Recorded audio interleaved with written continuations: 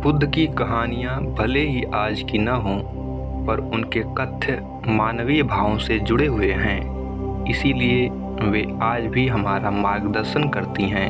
यही कारण है कि हिंदी में बुद्ध की कहानियाँ बेहद लोकप्रिय हैं। इसीलिए आज हम आपके लिए एक बुद्ध की लोकप्रिय कहानी लेकर आए हैं, जिसका शीर्षक है हमें दुख कौन देता है। यह एक ऐसी कहानी है जो हर किसी के कर्म को या मर्म को छू जाती है। हमें उम्मीद है कि गौतम बुद्ध की ये कहानी आपको पसंद आएगी। एक बार गौतम बुद्ध किसी गांव में प्रवचन दे रहे थे। वे अपनी बात को समाप्त करते हुए बोले, मानव के दुख का कारण है स्वयं को किसी से बांधना। जहाँ भी मोह होता है, बंधन होता है, वहाँ दुख स्वयं ही उत्पन्न हो जाता है। अतः अपने बंधनों को जानें और उनसे बाहर निकलने का प्रयास करें। इसके बाद उन्होंने सभी लोगों को आशीर्वाद दिया और फिर अपने आश्रम को लौट गए। अगले दिन उनसे एक व्यक्ति मिलने आया। वह बुद्ध को दंडवत प्रणाम करता हुआ बोला, महात्मन, मैंने कल आपका उपदेश सुना। आपकी बातें मेरे हृदय में उतर गई हैं। मैंने अपने बंधनों को तोड़ दिया है, सारी मोह माया का त्याग कर दिया है। अब मैं आपकी शरण में आना चाहता हूँ। उस व्यक्ति की बातें सुनकर बुद्ध मुस्कुराए और धीरे से बोले, मुझे विस्तार से बताओ वत्स, तुमने कौन कौन से बंधन तोड़े और किसका मोह त्याग किया है। वह व्यक्ति बोला, मेरे घर पर मेरे बूढ़े माता पिता और पत्नी है। मेरा एक छोटा बच्चा भी है। मेरी पत्नी बहुत बीमार रहती है। उसके कष्ट देखकर मैं अक्सर सोचता रहता था कि वह मर जाए तो उसके कष्ट दूर हो जाएं। उसकी वजह से मैं बहुत दुखी रहता हूँ। लेकिन कल जब मैंने आपका उपदेश सुना तो मेरी समझ में आ गया कि मेरे परिवार से मेरा बंधन ही मेरे दुखों का कारण है। अगर मैं इसके चक्कर में पड़ा रहूँगा तो कभी सत्य को नहीं जान सकूंगा। इसलिए मैं अपने घर को त्याग कर आपके पास आया हूँ। बुद्ध ने पूछा, क्या तुम सचमुच सभी बंधनों से मुक्त हो गए हो? देख लो, कहीं कोई बंधन तुम्हारे पीछे रह तो नहीं गया।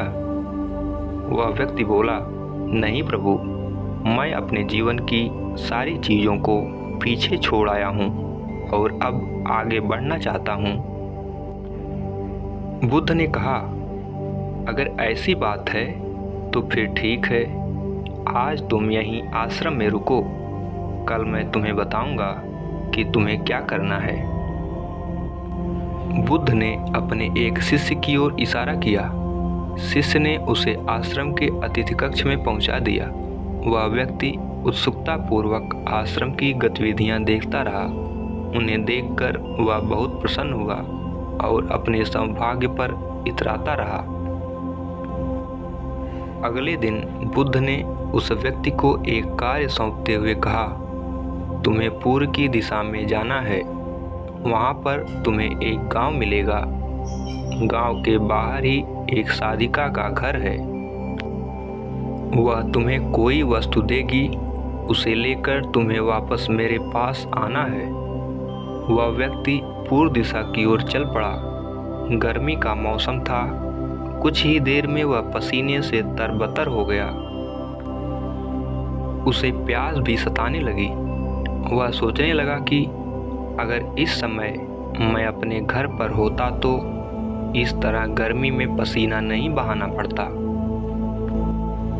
कुछ दूर और चलने पर उसे भूख भी सताने लगी, पर वह एक सुनसान और बंजर रास्ता था। आसपास न तो कोई पेड़ था और न ही पोखर तालाब। वह पुनः सोचने लगा, कि अगर मैं इस समय अपने घर पर होता तो अपनी पत्नी के हाथ का बना स्वादिष्ट भोजन कर रहा होता। पता नहीं क्यों बुद्ध ने मुझे गर्मी में इतनी दूर भेज दिया। काफी देर तक चलने के बाद वह व्यक्ति गांव में जा पहुंचा। गांव के बाहर ही एक घर बना हुआ था। उसने दरवाजे के पास पहुंचकर धीरे से खटखटाया। दरवाजे को एक साधिका ने खोला। उसके चेहरे पर एक अद्भुत तेज था। वह व्यक्ति उसे देखकर मंत्रमुग्ध हो गया।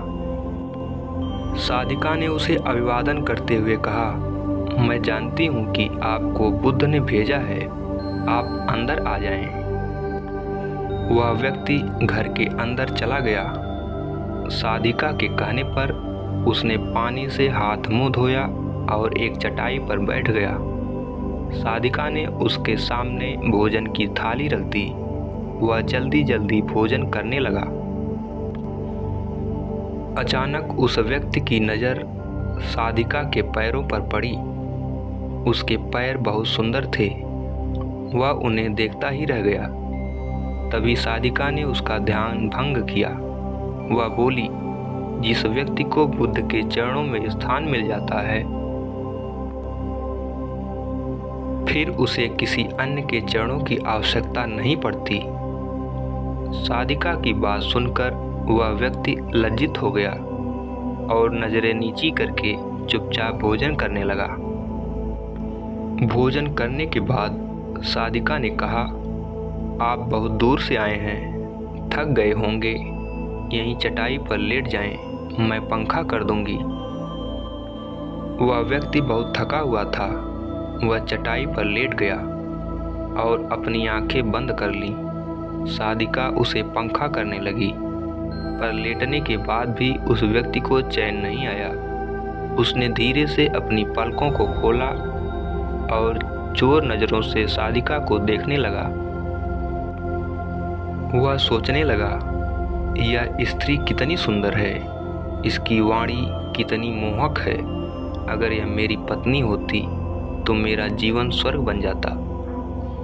साधिका इसके मन की बात समझ गई।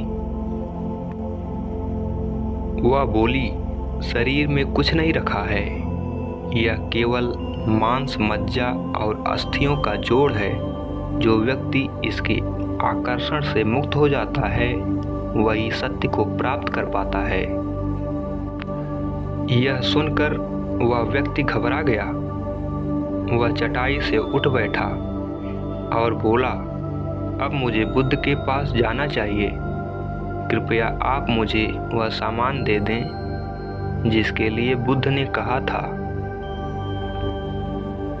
साधिका ने मुस्कुराकर जवाब दिया, बुद्ध ने आपको जिस कार्य के लिए भेजा था वह पूर्ण हो चुका है। साधिका की यह बात उस व्यक्ति को समझ में नहीं आई। वह दरवाजे की ओर बढ़ चला।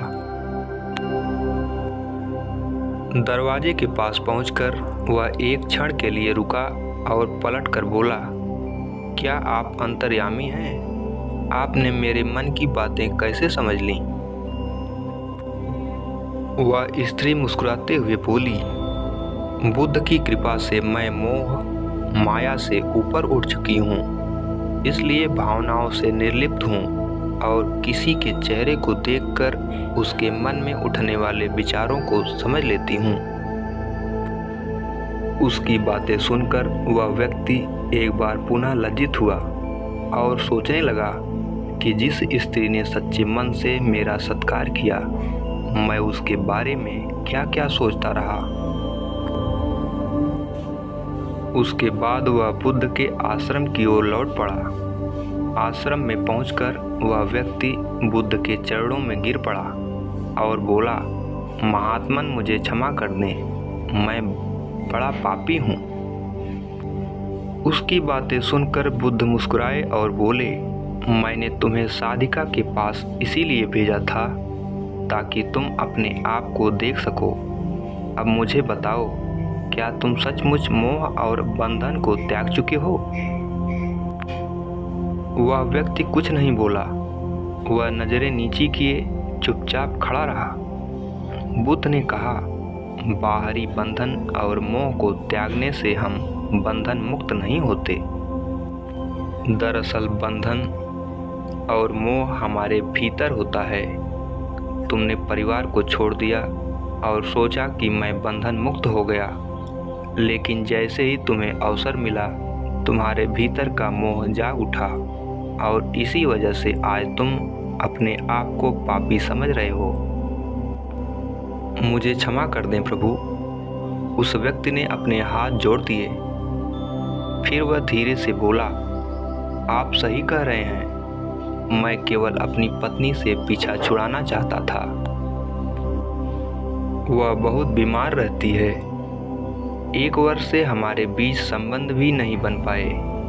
मैं कुछ ज़्यादा कमाता भी नहीं हूँ, इसलिए मैं अपने परिवार के दायित्वों का निर्वहन भी ठीक ढंग से नहीं कर पा रहा हूँ। शायद इसीलिए मैं अपने परिवार से पीछा छुड़ाना चाहता था।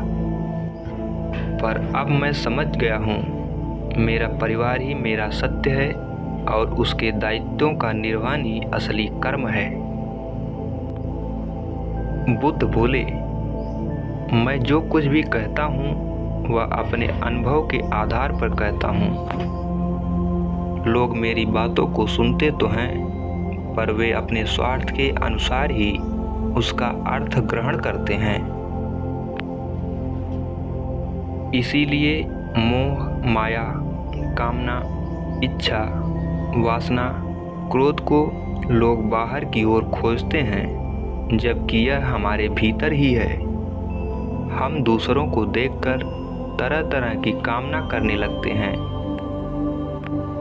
कामना से इच्छा जन्म लेती है, इच्छा से वासना पैदा होती है और वासना की पूर्ति न होने पर क्रोध उत्पन्न होता है। यह सब एक दूसरे से जुड़े हुए हैं। क्रोध के लिए हम सदैव दूसरे को जिम्मेदार ठहराते हैं, जबकि क्रोध का स्रोत हमारे भीतर है। तुम चाहोगे तो क्रोध आएगा, तुम चाहोगे तो क्रोध नहीं आएगा। इसी तरह बंधन बाहर नहीं होते, हमारे मन में होते हैं। हम मन से ही किसी से बंध जाते हैं और मन के कारण ही हम दुख पाते हैं। लेकिन जो व्यक्ति इन बातों की गहराई तक पहुंच जाता है, वह दुखों से हमेशा हमेशा के लिए मुक्त हो जाता है। तो दोस्तों, हमें उम्मीद है कि आपको गौतम बुद्ध की एक कहानी हमें दुख कौन देता है पसंद आई होगी। ये कहानी यदि आपको पसंद आई हो तो मेरे चैनल को लाइक, शेयर एवं सब्सक्राइब करना ना भूलें। धन्यवाद। आपका दिन शुभ हो।